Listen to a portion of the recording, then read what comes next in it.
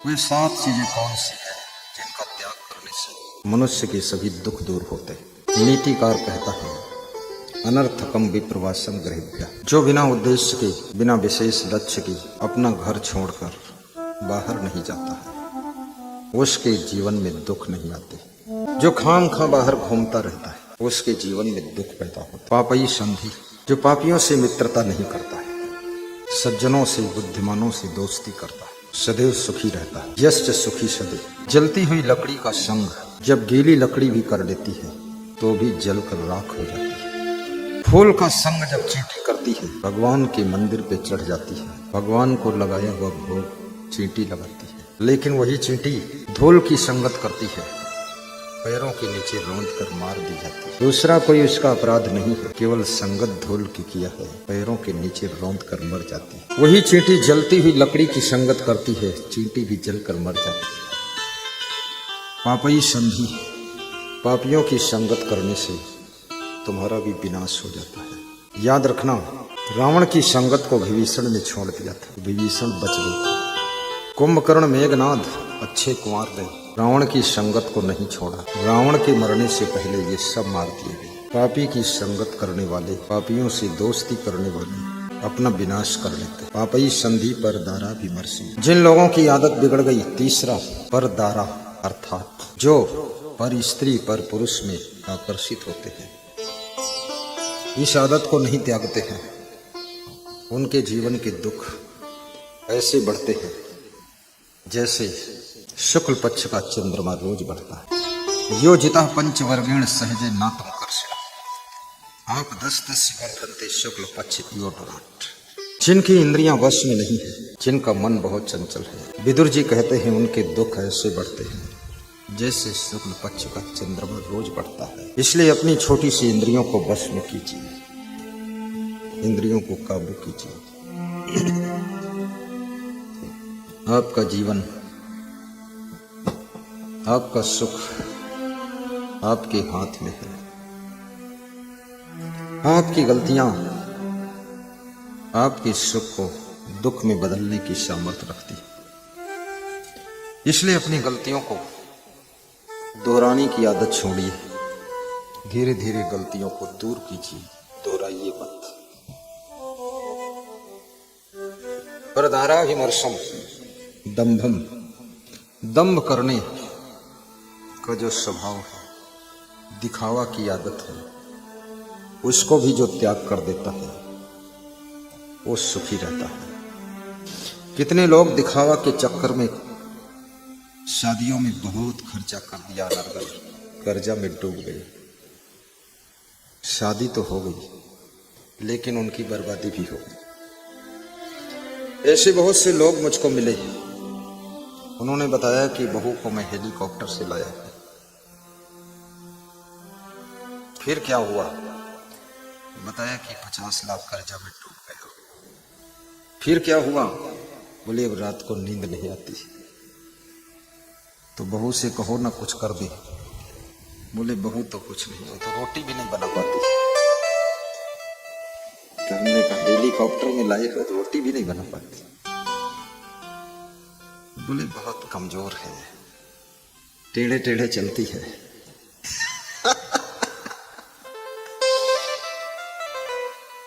बेटियां भी व्यायाम करें, अन्यथा बहू बनने के बाद बीमार हो जाएंगे। शरीर को स्वस्थ रखिए, तुम्हारी बीमारी कोई बांट नहीं सकता, बहुत दुख मिलेगा। विवेक पूर्वक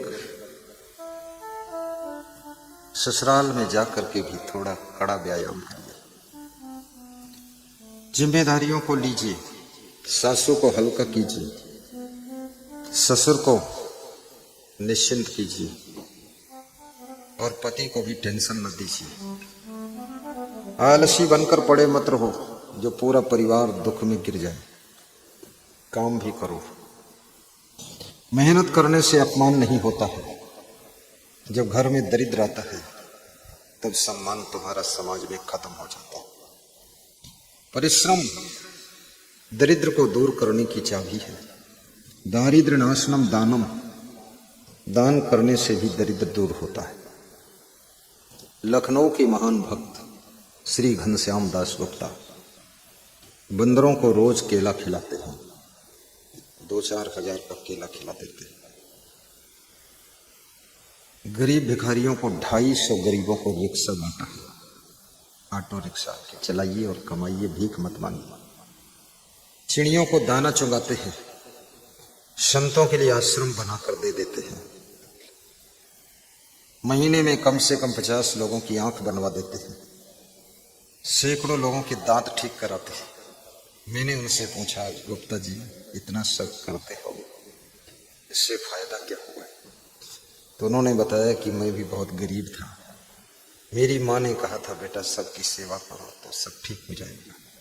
तो मैं अब करोड़पति हो गया हूँ और सबकी सेवा करता हूँ, पशुओं की भी, पंछियों की भी, मनुष्यों की भी।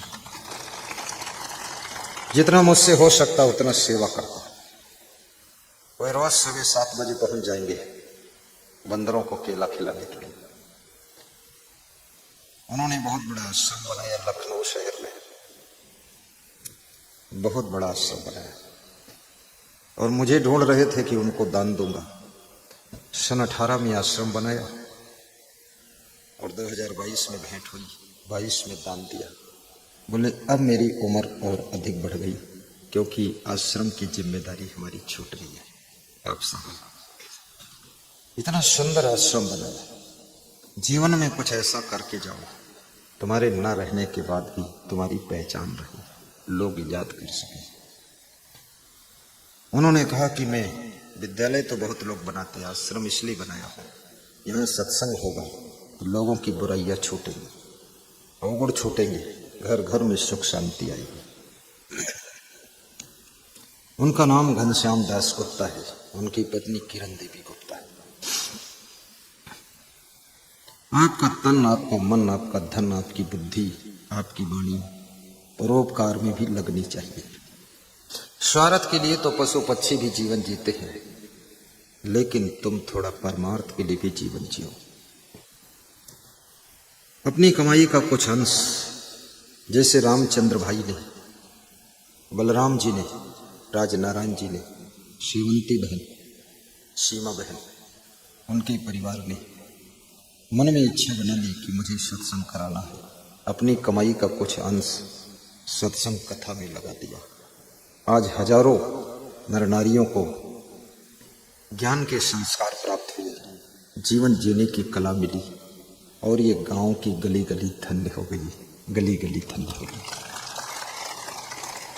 जिनके घरों में कभी आ नहीं सकते थे, उनके घरों में भी पधरौनी हो गई। बहती गंगा में सबको स्नान करने का मौका मिल गया। मन तो सबका था मैं घर में कभी इनको लाऊंगा, योग संयोग नहीं बनता था, परंतु गांव में सत्संग जब आयोजित हुआ तो सबकी भावना फूल की तरह खिल उठी और लोग अपने अपने घर बुला कर ले गए। मुझे भी अच्छा लगा। मैं बहुत प्रभावित हुआ इस गांव से।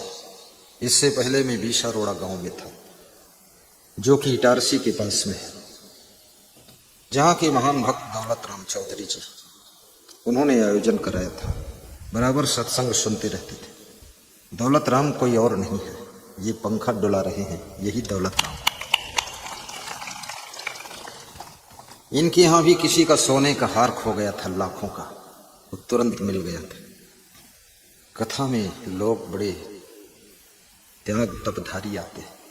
सोने का हार भी लालच नहीं आया, लाकर दे दिया। जिसका हार था उसको मिल गया, उसका दिल खुश हो गया। कथा सुनते सुनते तुम्हारे मन में त्याग भी आना चाहिए, वैराग्य भी आना चाहिए। धीरे धीरे आपकी ममता भी कम हो जाना चाहिए और क्रोध की ज्वाला भी बुझनी चाहिए, सहन शक्ति भी बढ़नी चाहिए। वह शक्ति हमें दो दया निधि, कर्तव्य मार्ग पर डट जावे, पर सेवा पर उपकार में हम जग जीवन सफल बना जाए।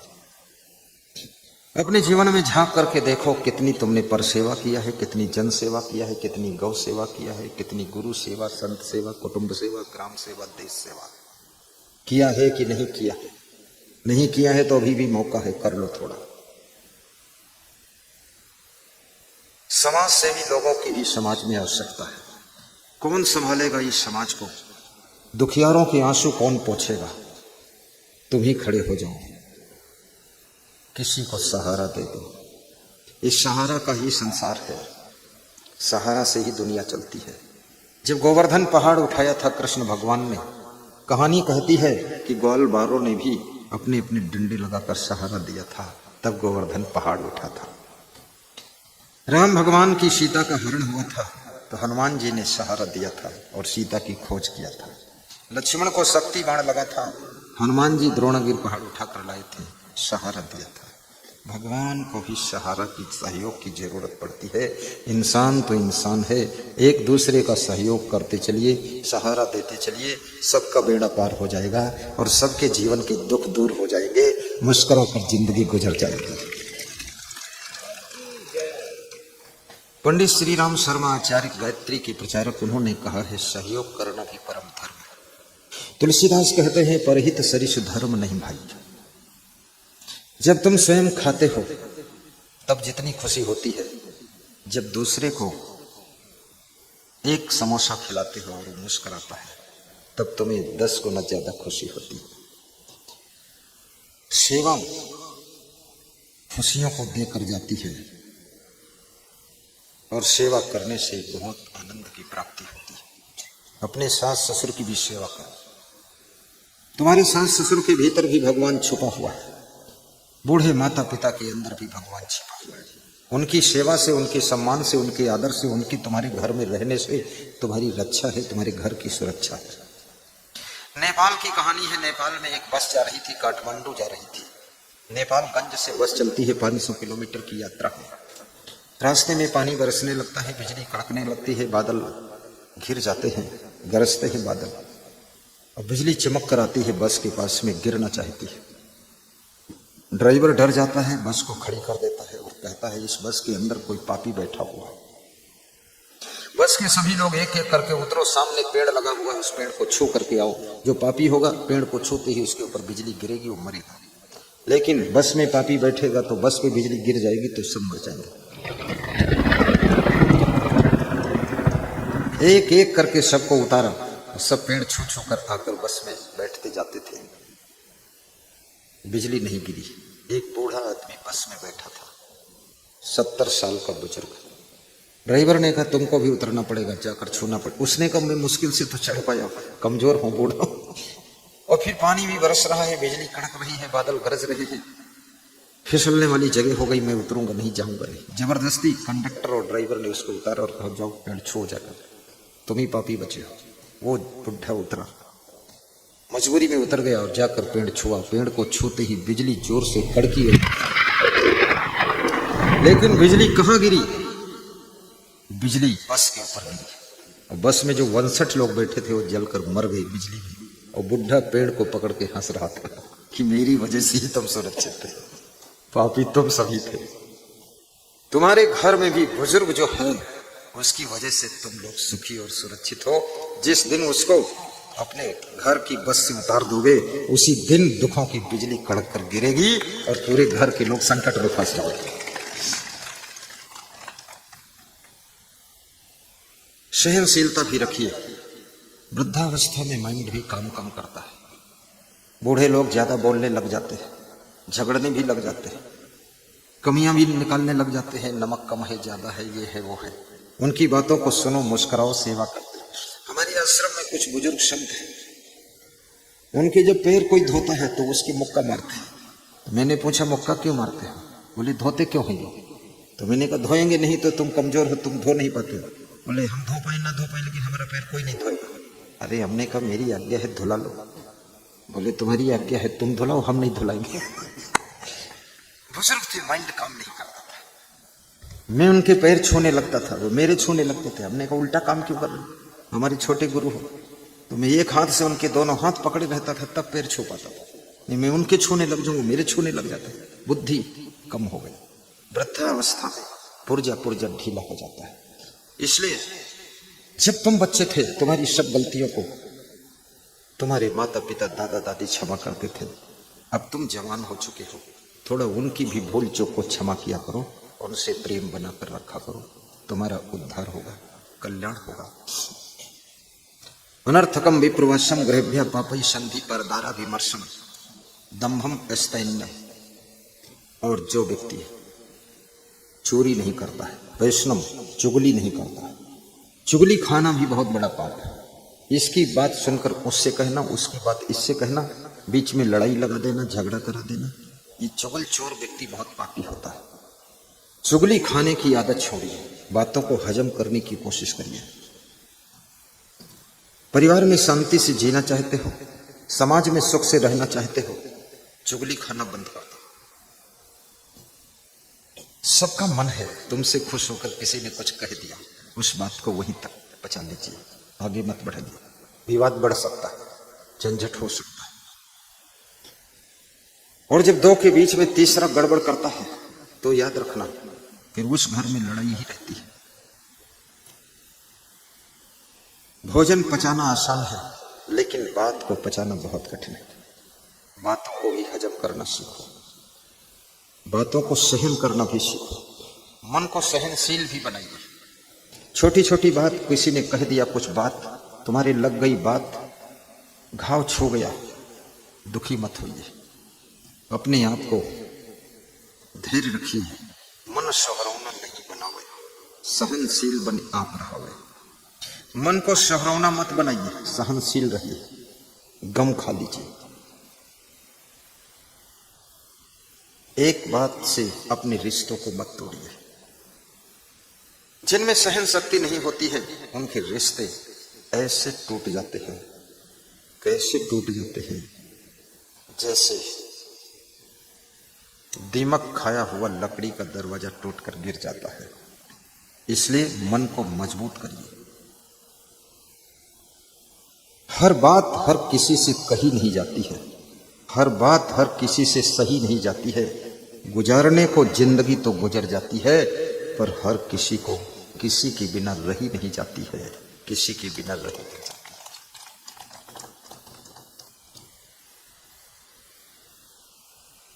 चोरी करने वाले जो चोर होते हैं उनके बारे में भी सोचिए।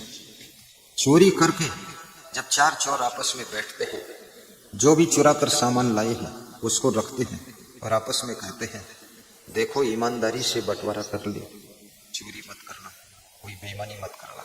और सारे के सारे चोर हैं और सभी चोरी से ही लाए हैं, और फिर भी ईमानदारी की बात कर रहे हैं। कहते हैं बेईमानी मत करना, चोरी मत करना, ईमानदारी से बंटवारा कीजिए।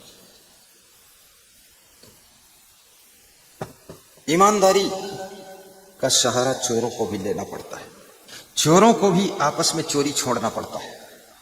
अगर आपस में चोर चोर बने रहेंगे तो चोरों का भी संगठन नहीं चल सकता है।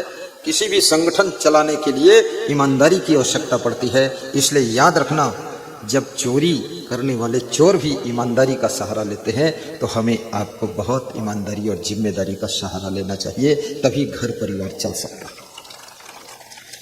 बड़ी बड़ी राजनीतिक पार्टियां भी, वहां भी कई चोट्टा लोग होते हैं, लेकिन फिर भी ईमानदार के बिना पार्टी भी नहीं चलती। उसमें भी कई ईमानदार बैठे हैं और उन ईमानदारों के कारण वो पार्टी जिंदा रहती है। जहां ज्यादा जिस पार्टी में चुट्टा पहुंच जाते हैं वो पार्टी खत्म हो जाती है, सब लूट फातियां मचा देते हैं। त्याग और ईमानदारी, जिम्मेदारी, वफादारी, समझदारी के बिना कोई भी संगठन चल नहीं सकता है। आश्रमों में भी ईमानदारी, जिम्मेदारी, समझदारी की जरूरत है। चाहे संत का आश्रम हो, चाहे गृहस्थ का आश्रम हो, अपने घर को, ऐसे तो संसार में कुछ भी अपना नहीं है, सब सपना है। सत हरि भजन जगत सब सपना, उमा कहूं मैं अनुभव अपना। लेकिन फिर भी निवेदन है, जब तक हो सब अपना मान करके रहो तो आपसे गलतियां कम होंगी। हमारे साथ में एक संत है दिल्ली का, वो हमसे एक दिन कह रहा था, सब अपना ही तो है। बड़े धीरे से कह रहा था, सब अपना ही तो है, सब संभालना चाहिए, वास्तव में अपनापन आना चाहिए। और जब तुम्हारे अंदर अपनापन पैदा होता है तब तुम बड़े खुश भी रहते हो, फिक्र भी बहुत करते हो, तुम्हारी बुद्धि भी पूरा काम करना शुरू कर देती है। इसलिए इस गांव में मैं देख रहा हूं, ये प्रोग्राम जो हो रहा है इसको पूरे ग्रामवासी लगभग अपना ही प्रोग्राम मान रहे हैं और अपना प्रोग्राम समझ करके जिससे जो भी बन पड़ता है इस कार्यक्रम की सेवा में लगे हैं। कोई झंडी लगा रहा है, कोई प्रचार कर रहा है, कोई व्यवस्था देख रहा है, कोई कहता पंडाल छोटा हो जाएगा और बड़ा कर दीजिए, कोई बोलता है कुर्सी हटा दीजिए नीचे बिछा दीजिए। सब लोगों को फिक्र है क्योंकि उनको लगता है अपना ही गुरु आया है, अपना ही प्रोग्राम है, अपनी ही व्यवस्था है, अपना गांव है, अपना गुरु है, अपना सत्संग है, अपना रामचंद्र है, अपना ही अपना है, तो फिर क्या चूकना है, अच्छा करना, अपनापन।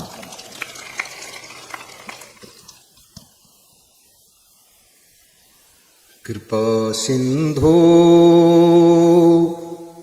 मुझे अपना बना लोगे तो क्या होगा।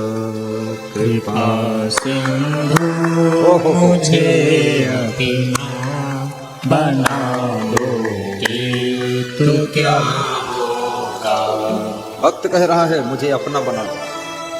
अपना बनने में सुख है। हर व्यक्ति का मन होता है मुझे अपना लो, अपना बना लो, मैं आपका हो जाऊं, आप मेरे हो जाओ, मुझको अपना कहो, मेरे पर कृपा करो।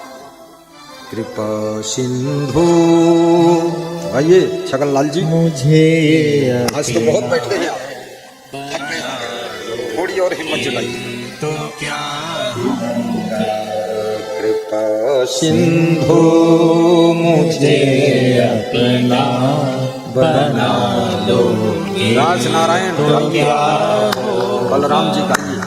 बना लोगे तो क्या होगा। बना लोगे तो क्या होगा। सोनू साहब गाइए खमक। कृपा सिंधु मुझे अपना सब महिलाओं को भी लग रहा है अपना गुरु है तो क्या होगा। इमरनी से एक माता जी आई थी, सतना तिल के लड्डू एक डिब्बा में लाई थी, बोले अपना गुरु है, अपना लड्डू है, गुड़ का लड्डू है, गुरु खा लेना। तो क्या। मैंने कहा डिब्बा वापस कर, बोले डिब्बा भी ले जाओ, याद करना। क्या भाव है। बहुत श्रद्धा से एक भक्त रसगुल्ला लाए, वो काला काला क्या होता है, गुलाब जामुन, उसको मैं कंफ्यूजन में रहता हूँ, गुलाब जामुन लाए एक डिब्बे में रखा। एक भक्त गुड़ के तिल के लड्डू लाया अपने हाथ से बनाकर कि गुरु जी खा लेंगे, और भक्त के घर का लड्डू शबरी के बेर जैसा स्वादिष्ट है। कृपा सिंधु मुझे अपना बना लोगे तो क्या होगा। बना लोगे तो क्या होगा। प्रथम अपने चरित्रों को संभालोगे तो क्या होगा। प्रथम अपने चरित्रों को संभालोगे तो क्या होगा। प्रथम अपने चरित्रों को संभालोगे तो क्या होगा। संभालोगे तो क्या होगा। संभालोगे तो क्या होगा। अपनापन। हमारे साथ में महान भक्त अर्जुन सिंह रघुवंशी भोपाल से आए, सब इंस्पेक्टर से 2 स्टार पुलिस अफसर। उनको लगता है ये मेरा ही सब। कल उन्होंने दाल चावल पनीर मंगाकर सबों को खिलाया। ये मेरा ही भंडारा है, मेरा ही गांव है, गुरु जी के भंडारे में भी सेवा करूं। संत लोगों ने बताया मेरे पास पनीर रात में आया, तो उन्होंने कहा ये कैसे पनीर आया। बोले अर्जुन सिंह रघुवंशी ने बनवाया। वो भी अपना मान लिया। अपना जब तुम अपना मान लेते हो उसकी फिक्र तुम करने लग जाते हो। और याद रखना जिसकी तुम फिक्र करते हो वही तुम्हारी फिक्र करने लग जाता है। लेन देन का संसार है, यहाँ ऐसे कुछ नहीं होता है। एक भिखारी रेलवे स्टेशन के प्लेटफॉर्म पर भीख मांग रहा था। बड़ी मीठी कथा है, समझना। सूट बूट पहने हुआ एक व्यक्ति मिला, उसके सामने उसने भीख मांगा। अच्छे कपड़े पहने हुआ व्यक्ति बोला, तुमको हम भीख क्यों दें? हम तुमको भीख देंगे, तुम हमको क्या दोगे? तो भिखारी मुस्कुराया, बोला, मेरे पास देने को कुछ होता तो मैं तुमसे भीख क्यों मांगता? बोले, दुनिया में कोई ऐसा है नहीं जिसके पास देने के लिए कुछ हो ना। जाओ, भीख नहीं मिलेगी। ये लेन देन का संसार है, लेन देन करना सीख लो। लेन देन का व्यवहार आ गया तो जीवन में भीख नहीं मांगना पड़ेगा, सब कुछ हो जाएगा। चलो निकलो बाहर, यहां भीख नहीं देता मैं। और भिखारी सोच में पड़ गया कि इतनी बड़ी बात कह करके ये व्यक्ति ट्रेन में बैठकर चला गया, मैं क्या करूं? प्लेटफार्म से बाहर निकला, आकाश की ओर देखा और घर को वापस गया। भिखारी की पत्नी ने पूछा, आज भीख में क्या मिला? उसने कहा, भीख में आज सीख मिली है, कुछ नहीं मिला। जब पति घर आता है तो पत्नियां पूछते हैं, आज कितना कमाया है, आज क्या लाभ हुआ? क्योंकि पत्नी को भी आस रहती है कि अगर पति कुछ उन्नति कर रहा है तो हमको भी थोड़ा आराम मिलेगा। भिखारी की पत्नी दुखी हो गई। भिखारी ने कहा, दुखी मत हो, भीख से बड़ी सीख होती है, और सीख मिली है, अवसर मिल जाएगा। भिखारी आराम करता है। भिखारी भी कल के खाने का प्रबंध रखता है। ऐसा नहीं, कल की व्यवस्था करना इंसान का ही नहीं, पशु पक्षी भी कल का इंतजाम रखते हैं। और कल की व्यवस्था रखने वाले के लोगों के घरों में कलह कलेश कम होता है। इसलिए व्यवस्था तो फ्यूचर के लिए रखना ही चाहिए। आज ही खा पी के सब बराबर कर देना बुद्धिमानी नहीं है। मैंने चिड़ियों को भी देखा है कि आकस्मिक समय के लिए कुछ वही भी खाने पीने की चीज अपने घोंसले में रख लेती है। कभी पानी बहुत बरसने लगा तो उसी में से थोड़ा निकाल कर अपने बच्चों को भी खिलाती है। जीवन यापन के लिए कल की व्यवस्था बनाए रखना अत्यंत जरूरी है। और जो कल की व्यवस्था बना लेता है, 10 साल की व्यवस्था बना लेता है, उसे चिंता भी कम रहती है। और जिसके पास में आज शाम की भी व्यवस्था नहीं है, उसका समय सब चिंता में ही जाता है, उलझन में जाता है कि शाम को क्या होगा। तो भिखारी सवेरे उठता है, स्नान करता है और थोड़ा साफ कपड़े पहनता है, और कपड़े पहनकर फिर स्टेशन के प्लेटफार्म पर आता है, और फिर उसी से मुलाकात हो जाती है। सूट बूट पहने हुए, टाई लगाई हुई व्यक्ति फिर मिलता है। भिखारी मुस्कुराता है, लेकिन आज कुछ मांगता नहीं। आज भिखारी कहता है कि आप मुझको दो न दो, लेकिन मैं तुमको देने के लिए कुछ लाया।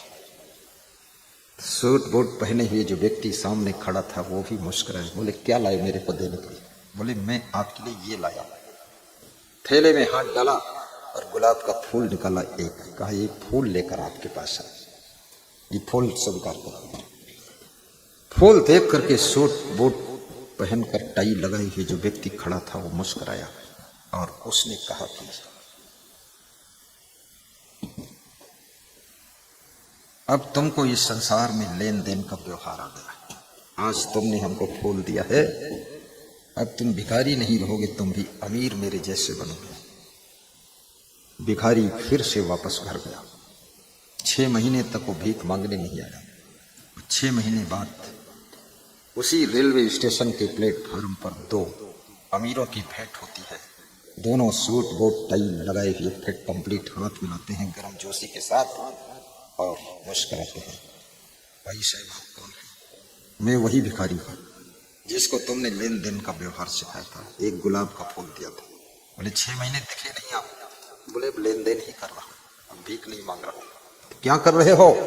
अरे, इस जिले का मैं सबसे बड़ा फूलों का व्यापारी बन चुका हूँ, अब मेरे पास लाखों में खेल रहा हूँ, अब भीख मांगने की जरूरत नहीं है।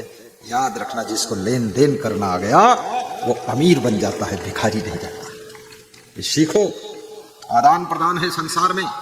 प्रेम देना लेना भी सीखो, सेवा देना लेना सीखो, सहयोग लेना देना सीखो। दिन बदल जाएंगे, युग बदल जाएगा, जिंदगी बदल जाएगी, बहुत कुछ बदलाव आ जाएगा। कृपा सिंधु मुझे अपना बना लोगे तो क्या होगा, बना लोगे तो क्या होगा। प्रथम अपने चरित्रों को सुधारोगे तो क्या होगा। प्रथम अपने चरित्रों को सुधारोगे तो क्या होगा। बड़ी खुशी है, सिवनी मालवा से नगर पालिका अध्यक्ष जी भी पधारे हुए। खड़े हो जाइए, बहुत अच्छे, थोड़ा पीछे मुड़ जाइए, थोड़ा मुस्कुरा दीजिए। रितेश जी जैन, जैन के बिना कहाँ है चैन, पहना दीजिए माला। वाह, बहुत सज्जन व्यक्ति, ऐसे सिंपल कपड़ा पहना है कोई पहचान भी न सके। धन्य हो जैन साहब। जैन साहब को खुश कर लूं, अगर रितेश को राजी कर लूं तो सिवनी मालवा की धरती पर भी सत्संग प्रवाहित हो सकता है। 2 दिन का हो सकता है, चुंबक लगा दूंगा। अच्छे आदमी, अहिंसा परमो धर्म। बोलो ना, नमो अरिहंताणम, नमो अरिहंतानां, और नमो आयरियाणम, फिर नमो लोये सब साहूड़म। हाँ, याद है, याद नहीं भी होगा तो क्या है, श्रद्धा है। याद होना कोई जरूरी नहीं है। हमारे कितने संतों को 10-5 दोहा ही याद, ज्यादा याद है ना, लेकिन श्रद्धा बहुत, दिन रात मन सेवा में रहता है। तो राजनीति में है, भूल भी सकता है। 2-3 मंत्र याद रहेगा, नमो अरिहंताणम, नमो आर्याणम, नमो वज्रयाणम, नमो, छोड़ो। सेवा ही है, सबको नमस्कार है, सिद्ध पुरुषों को नमस्कार है, महान पुरुषों को नमस्कार है, यही है और क्या है। तो नमस्कार तो कर ही रहे। उनके साथ में ईश्वर सिंह जमादार पार्षद जी भी आए। खड़े हो पार्षद, कहाँ? वही है, पहनाओ माला। पार्षद साहब, पैर में कुछ चोट है? हाँ, लगने दो चोट, सब चोट वोट सुधर जाएगी। गुरु के पास आ गए, बहुत बहुत अच्छा लगा।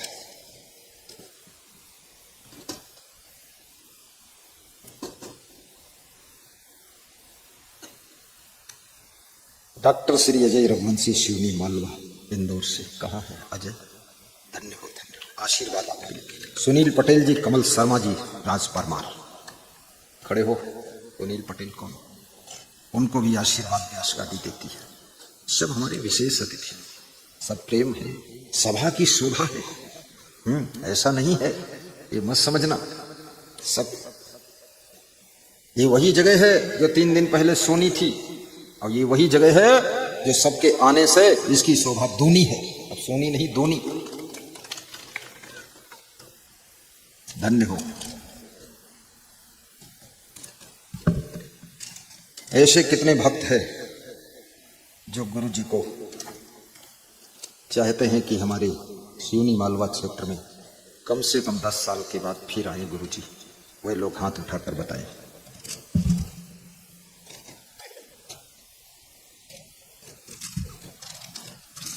ऐसे 20 लोग ही हैं जो चाहते हैं 10 साल बाद आना। ऐसे कितने लोग हैं जो चाहते हैं जिंदगी में कभी दिखाई मत देना है। जब 10 साल में 20 लोगों ने हाथ उठाया है तो बाकी लोग तो यही चाहते कभी मत आना। ऐसे कितने लोग जो हैं चाहते हैं कि सिवनी मालवा तरफ मुड़ के देखना मत, अन्यथा अगली बार पूरा सुधार दूंगा तुमको। हाथ उठाओ, बताओ। एक महिला ने हाथ उठाया। महिला सुनती ही नहीं है क्या कह रहे हैं, किसमें हाथ उठाना है कि नहीं उठाना, और सब में उठा देती है। ऐसे कितने लोग हैं जिनकी इच्छा है कि बार बार आना, वे लोग हाथ ऊपर को मत उठाना। फिर गलत हो गया।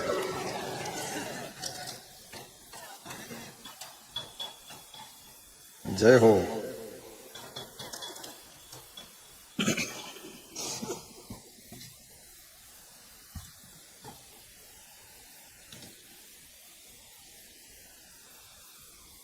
मेरा जीवन भर सिवनी मालवा क्षेत्र में तिनसया में आने का मन होगा।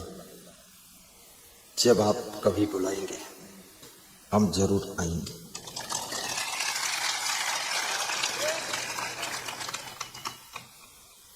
मुझे मेरे गुरु ने कहा था गांव-गांव में जाकर सत्संग करते रहना, लोगों के दुर्गुणों को दूर करते रहना, सबका कल्याण करते रहना। लिखा है तेरे ही भाग्य में कि तेरा जीवन रहे त्याग में। क्या भाग्य में है? संत के भाग्य में त्याग में रहने का ही होता है।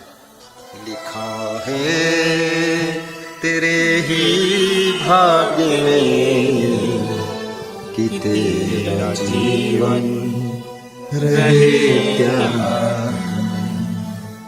करोड़ों की जिंदगी के लिए जगत भर की रोशनी के लिए, करोड़ों की जिंदगी, वाह वाह गाइए, करोड़ों की जगत भर की रोशनी के लिए। हे संतों चलते रहना, हे संतों विचरते रहना, हे संतों चलते रहना, हे संतों विचरते रहना।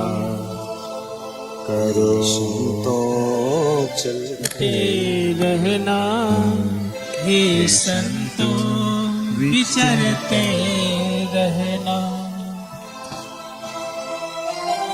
अनर्थकम विप्रवासम गृहेभ्यः पापैः संधि परदारा विमर्शम दम्भमस्तैन्यम वैष्णव मद्यपानम यस्य सुखी सदैव। बड़ा मार्मिक श्लोक है। जो जीवन में कभी मद्यपान नहीं करता, नशापान नहीं करता, वो सदैव सुखी रहता। व्यास गादी प्रार्थना करेगी, नशा तुम्हारी बुद्धि का भी नाश कर देता। इसलिए एक शराबी किसी होटल में गया, भोजन खाया और शराब पीने के लिए बोतल खोला। होटल मालिक ने पूछा, सब तो समझ में आ गया, लेकिन तू ये तो बता दे, ये मेढक साथ में क्यों लाता है? वो शराबी जब आता था तो एक मेढक अपने थैले से निकालकर टेबल पर रख देता था और मेढक की टांग को धागा से बांधकर टेबल की टांग में बांध देता था। तो शराबी ने कहा, आपको पता नहीं है, मेढक जो है मेरे नशा का पैमाना बताता है, कितनी पीना। बोले ये बताता है? कैसे? बोले एक मेढक लेकर आता हूं, टेबल पर रख देता हूं, उसकी टांग धागे से बांध देता हूं टेबल में ताकि कूद के भाग न जाए, और पीना शुरू करता हूं और इतनी पीता हूं, कितनी पीता हूं, जितनी पीता हूं उतनी पीता हूं। पीते पीते जब एक मेढक की जगह दो मेढक दिखने लग जाते हैं तब पीना बंद कर देता हूं। ये है शराब का प्रभाव। एक मेढक के दो मेढक दिखते हैं। बोले फिर तू क्या करता है? बोले फिर बस पीना बंद कर देता।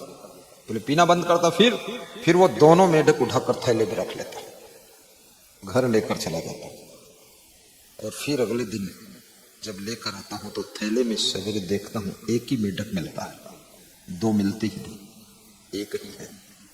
नशा एक मेढक की जगह दो मेढक तुमको दिखा देता है।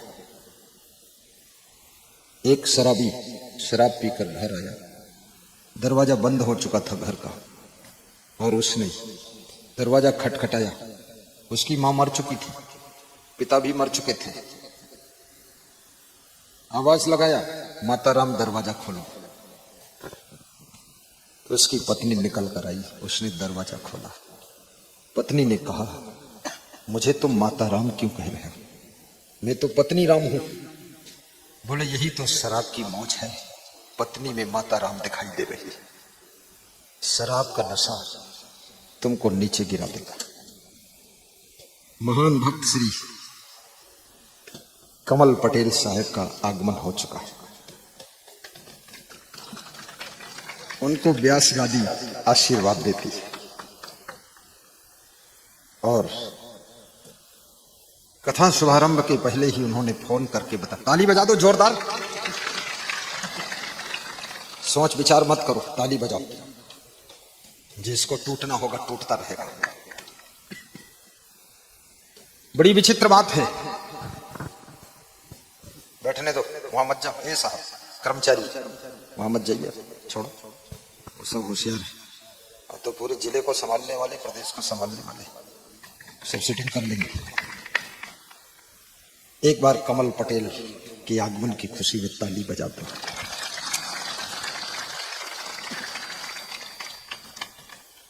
बहुत सेवा भावी भक्त है, मैं इनके घर भी जा चुका हूं, ये इतने सरल हैं, मधुर हैं, कोई भी साधु मिल जाए तो सबको अपने घर ले जाते हैं कि चलो महाराज घर पावन कर दो। संत सेवा में इनका मन लगता है और मैं आपसे भी निवेदन करूंगा, संत सेवा, गुरु सेवा आपकी मनोकामना को भी पूर्ण करती है, साथ में गौ सेवा आपके विकास का द्वार खोलती है, इसलिए गौ माता की सेवा किया। पंडित कमल किशोर नागर 300 गौशाला उनकी प्रेरणा से चल रही है, 300 गौशाला प्रेरक है। हमारे 2 आश्रम में आश्रम की गौशाला चल रही है, जिन गौ सेवा के लिए ये मंडप में बंधे हुए दान डिब्बे हैं, इसमें जो दान डाला जाता है गौ सेवा में मैं भेज देता हूँ और गायें बहुत खुश है और गायें आशीर्वाद देती है। मैं जब जाता हूँ तो मुझे देखने के लिए सभी इकट्ठी हो जाती है, मैं उनको देखता हूँ, फिर गुड़ खिलवाता हूँ, सिर मेरी तरफ बढ़ा देती है कि सिर पे हाथ धरो तभी मानूंगा। और हर गाय कमजोर आती है, हर गाय पहलवान बनकर रहती है, कोई हमारे आश्रम में गाय दुखी नहीं। गौ सेवा के लिए भी दिल में जगह रखिए, साथ में धर्म प्रचार के लिए भी सोचिए। जिस धर्म के प्रचारक कमजोर हो जाते हैं वो धर्म धीरे धीरे विलुप्त हो जाता है, इसलिए हिंदू धर्म के प्रचारक भी तगड़े रहना चाहिए। मानव धर्म के प्रचारक, सेवा धर्म के प्रचारक, सत्संग और संस्कार देने वाले संतों को प्रचार प्रसार में मेहनत करना चाहिए। गांव गांव में जाकर के बिगुल बजाइए, आश्रमों में केवल विश्राम मत कीजिए, जितने लोग सुनने आ जाए उनको सुनाइए। मैं स्वामी विवेकानंद के आश्रम रायपुर छत्तीसगढ़ में गया तो वहां के संतों से हमने कहा कि कुछ प्रोग्राम आप लोग किया करो। बोले वो पश्चिम बंगाल की हमारी भाषा है, कोई समझता नहीं, इसलिए हम 1-2 बार प्रोग्राम किया तो कोई आया नहीं, 50 लोग आए मात्र। तो मैंने कहा यही संत कोई जोड़ दिया करो, लोकल संत से सत्संग करा दिया करो, छत्तीसगढ़ी भाषा में सुना देगा। छत्तीसगढ़ में अपने 2 आश्रम, रायपुर जिले में और बलौदाबाजार जिले में। 31 दिसंबर को हिंदू हृदय सम्राट स्वयं सेवक संघ के सरसंघ चालक पूजनी श्री मोहन भागवत जी डॉक्टर साहब पधार रहे हैं हमारे आश्रम पर। 1 लाख लोग उनके संबोधन को, गुरु जी के प्रवचन को सुनने के लिए आ रहे हैं। धूमधाम से तैयारियां चल रही हैं।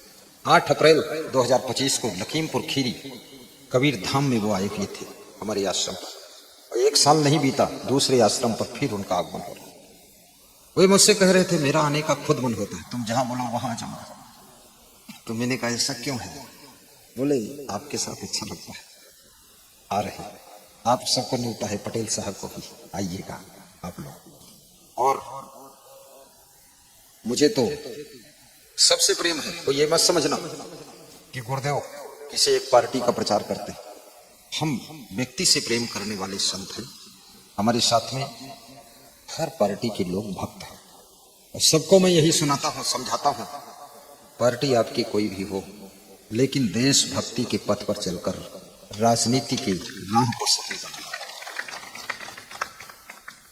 ये राष्ट्र तुम्हारा देवता है, राजनीति मंदिर है, जिस राजनीति के मंदिर में प्रवेश करके तुम राजनेता, इस राष्ट्र देवता की पुजारी हो, अपने राष्ट्र की रक्षा, राष्ट्र का गौरव, राष्ट्र की गरिमा, राष्ट्र की मर्यादा, मान सम्मान बढ़ाने का काम सदैव करना, तब तुम देशभक्त कहलाओगे।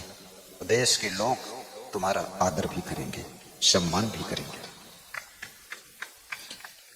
आज मैं सत्संग बढ़ा रहा हूं। सत्संग में 3:55 पर बंद कर देता था, आज 4:30 हो गया। क्यों बढ़ाया? ये एक व्यक्ति जो आपके बीच में महान बैठा हुआ है, कमल पटेल, मोबाइल में कहा था आज थोड़ा बढ़ा देना करके। मैंने कहा बढ़ा दूंगा, तो चुपके से बढ़ाया। कहा नहीं बढ़ाऊंगा, अगर कह देता तो तुम ही बढ़ जाते उधर। चुपके से लंबा कर दिया, लेकिन थका भी नहीं। आज पता नहीं कहां से ताकत आ गई।